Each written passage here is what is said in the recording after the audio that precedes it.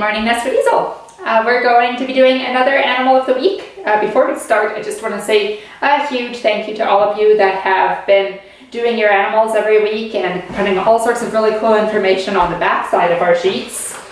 And also, for those of you that have been taking pictures of your animals and sending them to me, I love to see them. Some of you have also sent those pictures back with Caroline, and I have them at the school. And yeah, I'm so impressed. You guys are such great artists. I don't know if you can tell, but everyone's become so good at following instructions, step-by-step directions. And yeah, I'm just really impressed by all of you. So thank you. Today we're going to be doing one of my favorite animals. It's the emperor penguin. And we're actually going to be drawing the baby instead of the adult this time. So we're going to be doing a chick.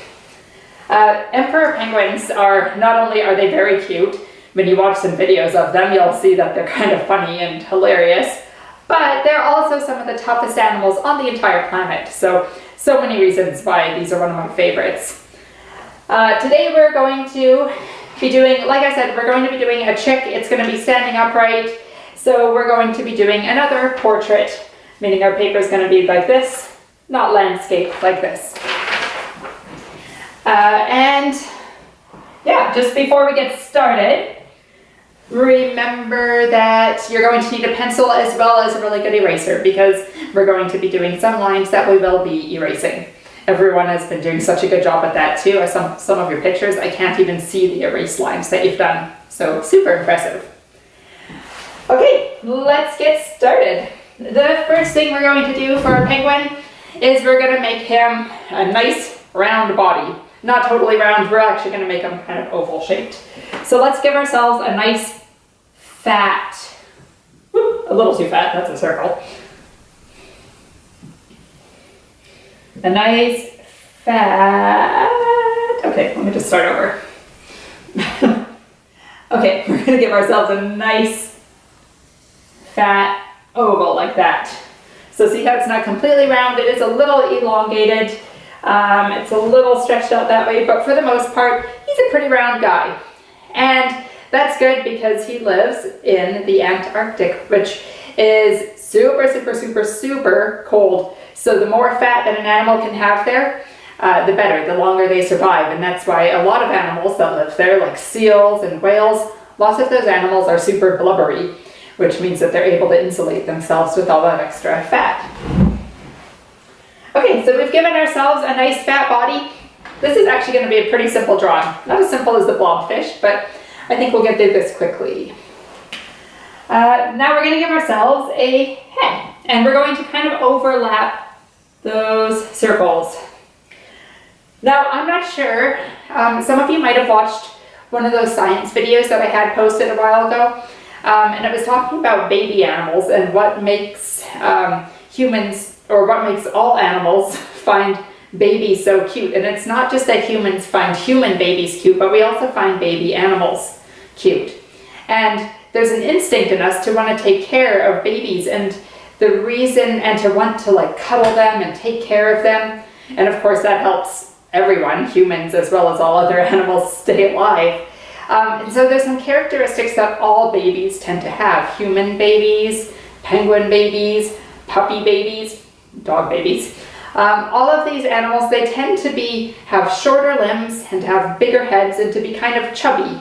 And if you think about a human baby for a second, or a kitten or a puppy, they do kind of have those qualities, don't they? They kind of have shorter limbs, bigger heads, and kind of roly-poly.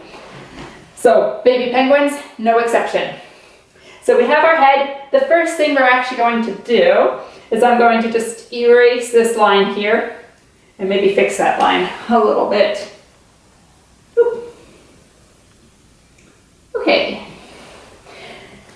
Now we are going to, go find my picture.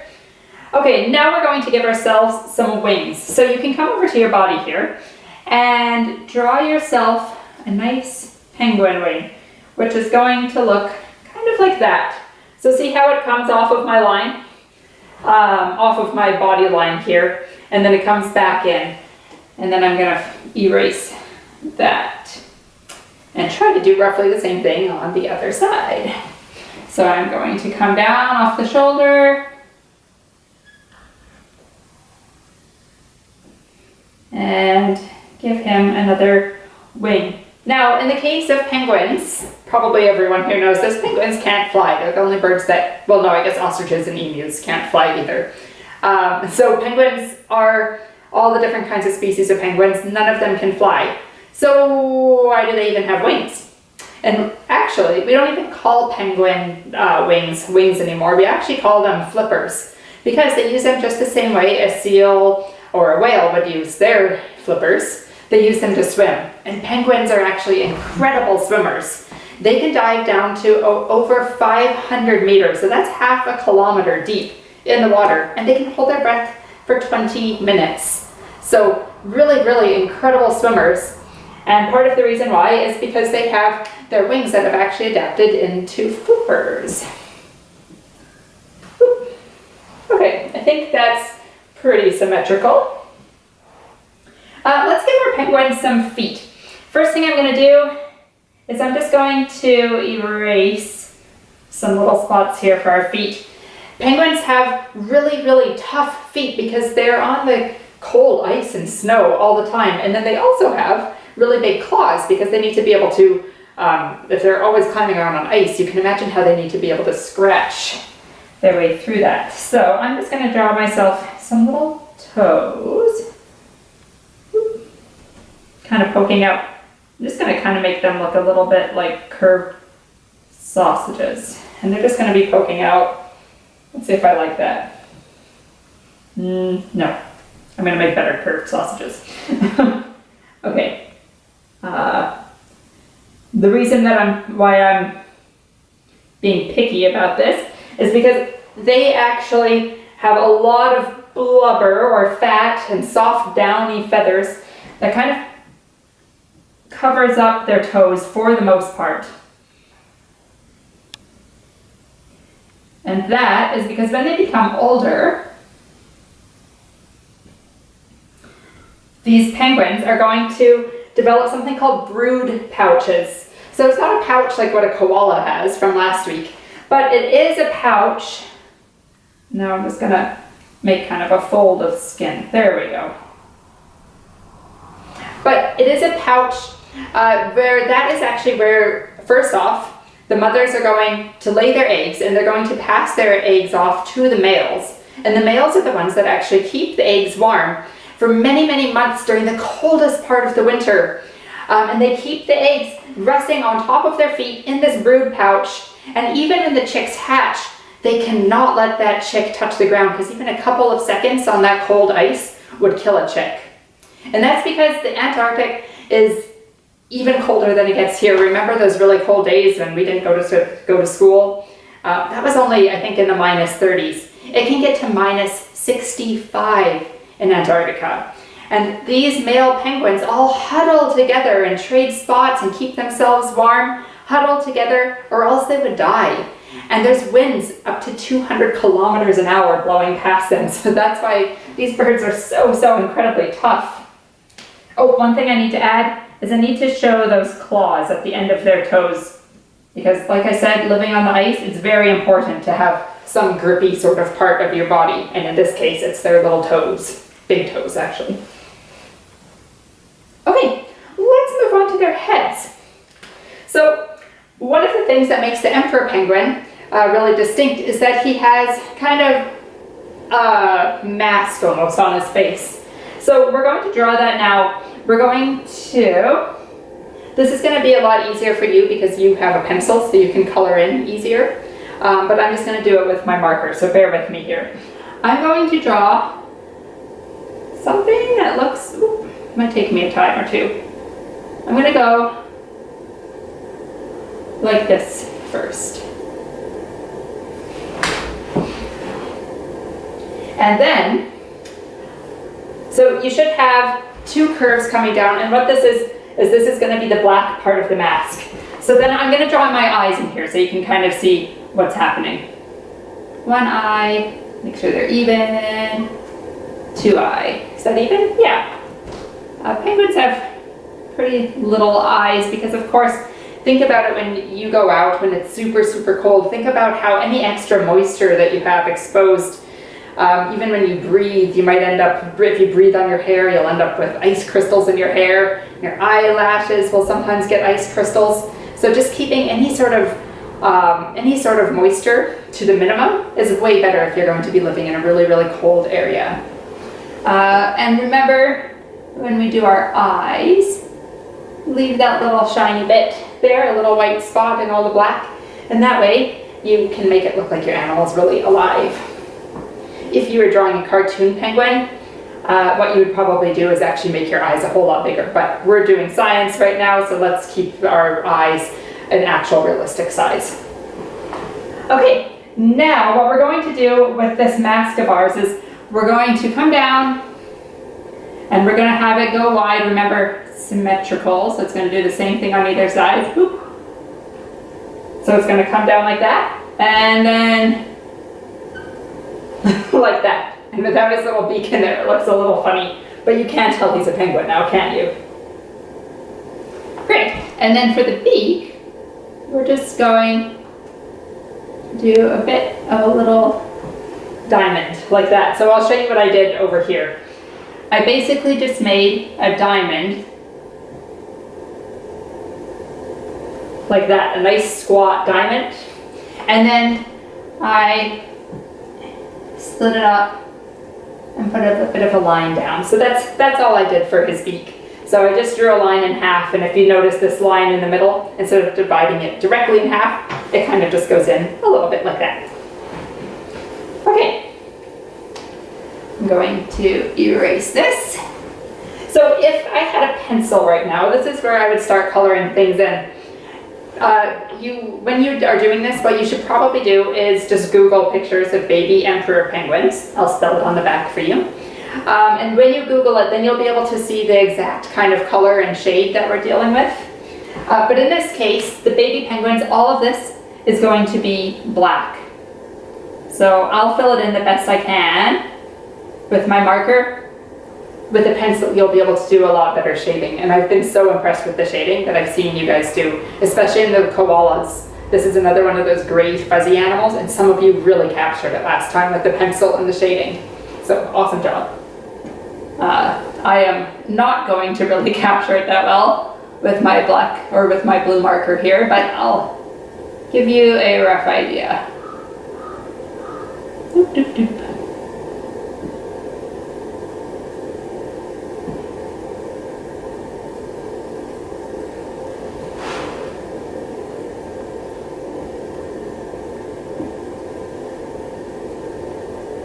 I know there's some times that these markers make the erasing look really easy, but there's other times where they just aren't the same as having a pencil. Okay, I think my camera's about to die, so I'm just going to pause this and then I'll be back in 1 second.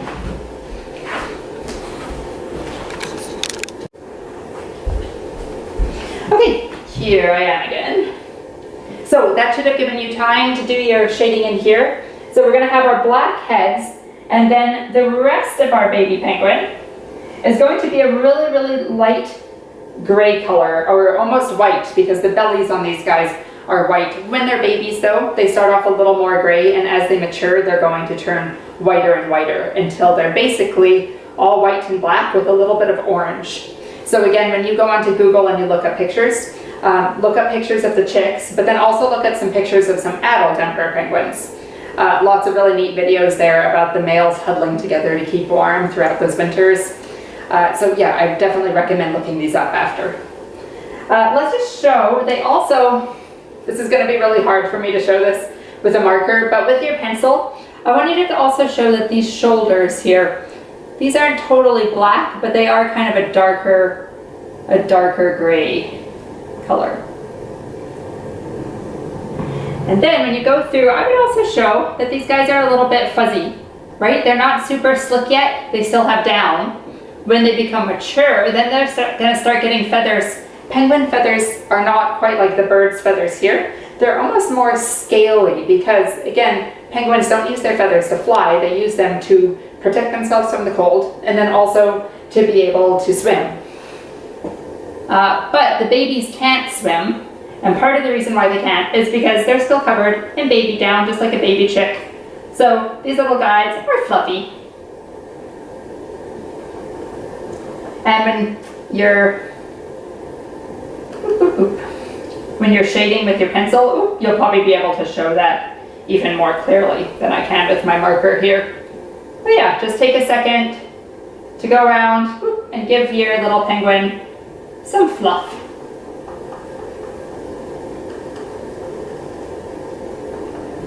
Also, we've made our penguin nice and tubby because he's keeping himself warm. So I'm just going to add a bit of a light line kind of going like this. And it just kind of shows the roundness of his belly as he sits there. He doesn't have his brood pouch yet, but he is already starting to get like a nice penguin paunch going. Okay, and that is pretty much it. I'd also want to show that all of this would be a little bit fluffy too. Boop, boop, doop, doop. Adding in some fluff, adding in some fluff. And then if I was you, I would check this out, find a picture to use on the internet and kind of compare it, and then give him some nice shading and color them all in. And then of course we do a background. A little bit hard for Antarctica because often there's just barren ice and snow. These little guys, that he wouldn't be out on the ground until summer started, because remember, in Antarctic, just like in the Arctic, because of the way the world is positioned against the sun, these continents, when it's winter, they don't see daylight for quite a few months. It's just night, non-stop night, and then super cold temperatures and horrible winds. Remember, that's why these guys are so tough. But a little baby chick like this wouldn't be out on the ice on his own until the sun starts to come out and warm everything up. Relatively warm. It still never gets very warm in Antarctic. So let's show that it's daytime here. The sun's still probably going to be pretty low in the sky. And it's going to be pretty flat, but sometimes these penguins, the males, will all huddle in an area that's close to some big ice cliffs, and that's a way to help block a little bit of the wind and keep them a bit warmer. So maybe we could show a couple big ice cliffs kind of in the distance here.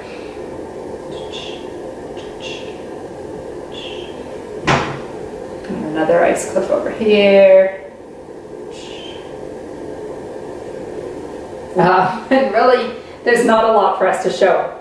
If you want to though, if you're feeling brave, these guys often, once they start, they get big enough that they can wander around, they start to form in little groups of young penguins. So you could draw him some friends. You can also try doing a parent. That would be awesome. You can go on the internet and look up adult emperor penguins, and you could try to draw one of those with him. Or you could draw just some small ones in the background. Let's see, I'm going to draw my son here. Still, it's not ever going to warm everything up like it does here. Nothing can really grow green. It's just gonna keep, everything's still gonna be icy and snowy.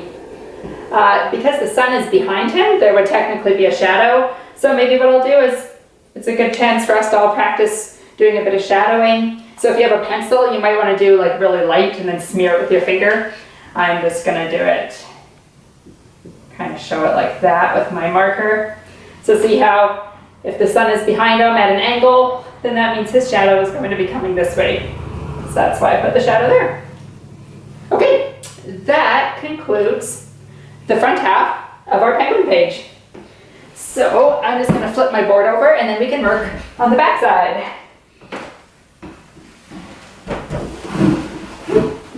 Oh, shouldn't drop it on myself.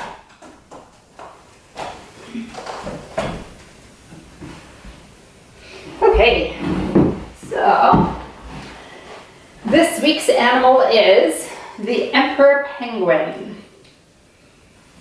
So emperor is how it's actually spelled. E-M-P is emp. Or emperor. And then penguin is P-E-N-G-U-I-N. N, that's pen. And then for the gwyn, we use a U to make that W sound. Penguin.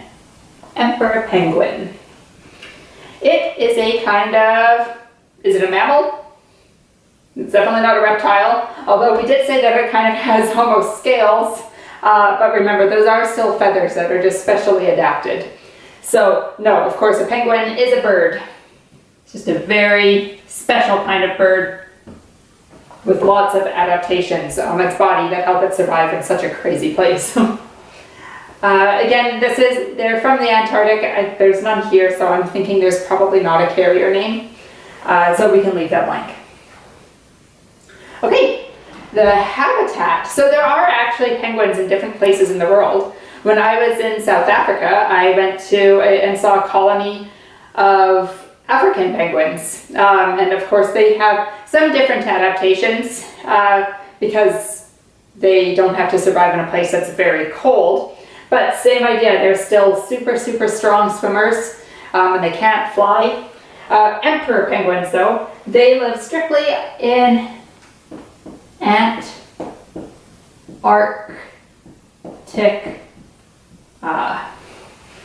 So that's ant, and then the word Arctic. Remember when we did the Arctic wolf? So A-R-C-T-I-C, and then Antarctica, and you put an A at the end. Cool. So that's their habitat, and anyone who knows anything about Antarctica is going to know that that means that it comes along with some really, really cold temperatures. Okay, now the next thing we're going to do is we're going to talk about penguin food, which is really interesting because out in the middle of hundreds of kilometers of nothing but ice, you can probably imagine there's not a lot of food. So what penguins do, remember when those females, when they hatch or they lay their eggs and then they pass them over to the males and then they wander off and leave all the male penguins together? What the females are doing is they're traveling, sometimes up to hundreds of kilometers away.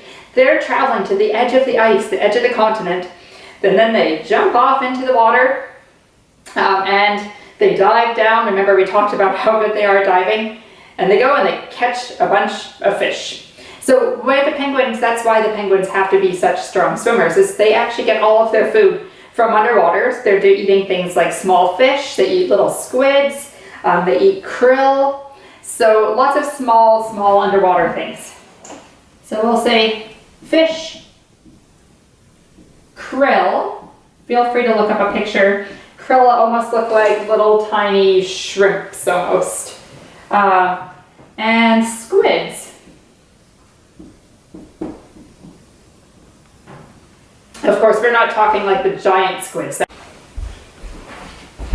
Sorry about that, I got cut off. I was just going to say that we're not talking about giant squids. Remember in my 6 to 9 class anyways, we learned about giant squids at one point, and those were huge animals. We're not talking about them, we're just talking about little ones that are a lot easier to digest. So penguins though, I didn't talk about their size. Emperor penguins are the biggest type of penguin that there is, and they can be up to 3.5 feet. So I'm about 5'3" or something like that. So a penguin can get to be about this tall. So on me, that's like kind of chest height. So these are really, really big birds, but still they're not able to tackle huge squid. They want the ones that are easy for them to eat.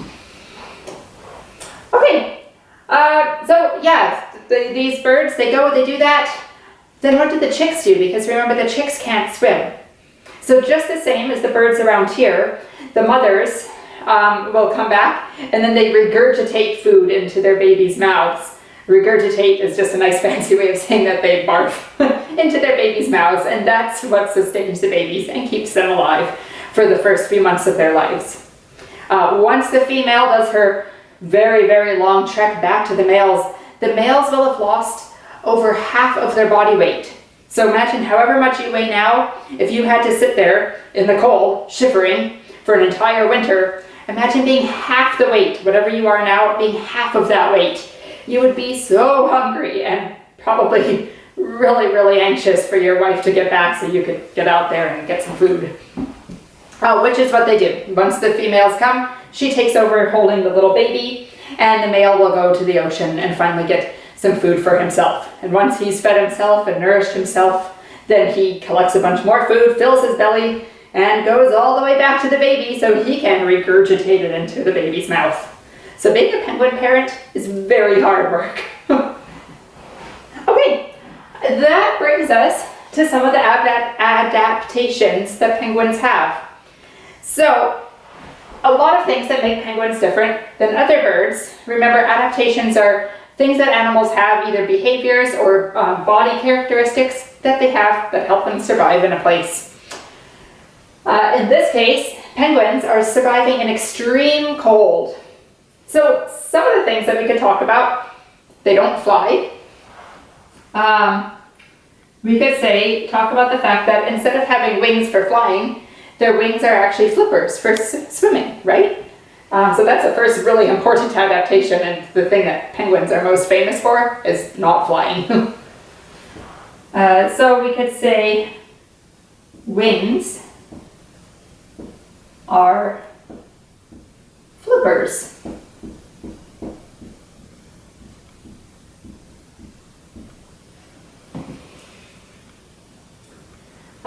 We could talk about the fact that, okay, so when they're swimming, we already established they're very good swimmers. They have flippers, and when they're on land, though, they're a little bit more awkward. And when you're looking up the penguins, you should definitely just watch some pictures of them moving around, because penguins are pretty hilarious. One of the things that they do, besides just walking along with their feet, not only do their feet get super cold and super icy, but they're tough. But they're not very fast. They just kind of waddle, the penguin walk. So the other thing that they do is that they slide on their bellies. So they actually have really sleek, slippery bellies. When you see pictures of them, you'll see that the adults have very smooth bellies, and that helps them to swim through the water, but also slide around on, just like they're on a sled, basically. So maybe we could say they have sleek, that S needs sleek, bellies for sliding.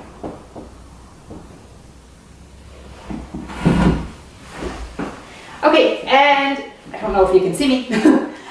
One more thing I want to talk about.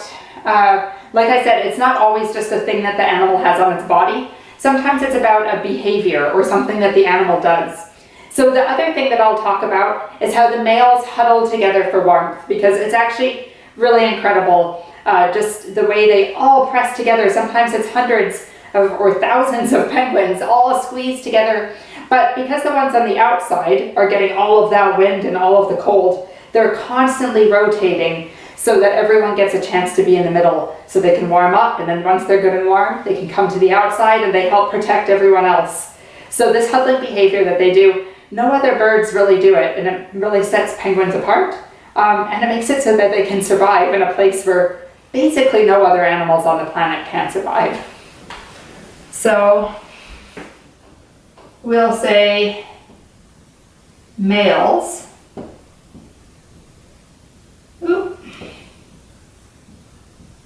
huddle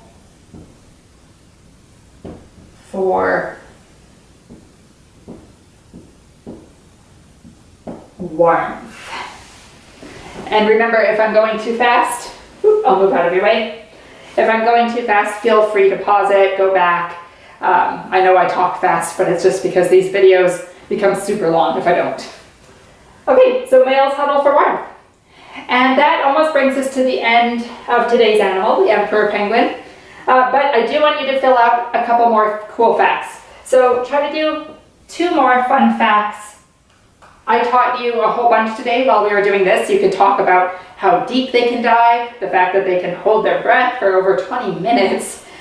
We could talk about, excuse me, we could talk about how far they travel. There's lots of different things you can do, but I think it would be really cool if you went and found your own information. So you can either read an article or you can watch some videos.